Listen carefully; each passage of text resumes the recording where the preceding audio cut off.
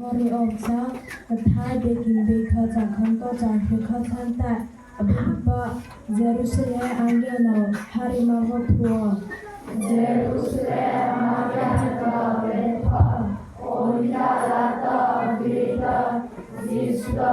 Supsibna, Tuata, Amala, Nunya Uriata, Kirata, Vola, Alabua, Yabata, Osuka, Taimao, Taula, Voseu, Abiraita, Nunauta, Kamparaide Isla, Abita, Kauto Isa,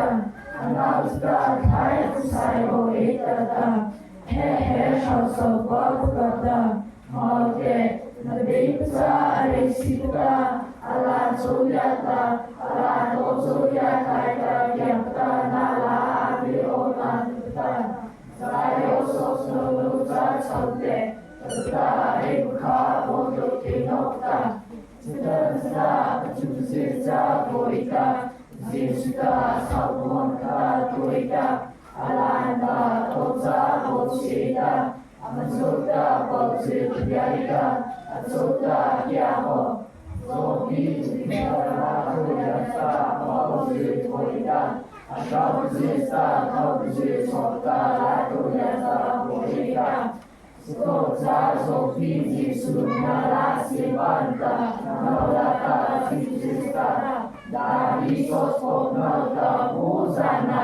Abig Malta, Vipsari, Taita, Imose, Sono Zaita, Buzana, Riseta, Uita, Jerusalem, Arianta, Akita, Jesus, Santa, Slomoita, Zobista, Shausa, Jisu, Talira, Yata, Nazarito, Pasatita.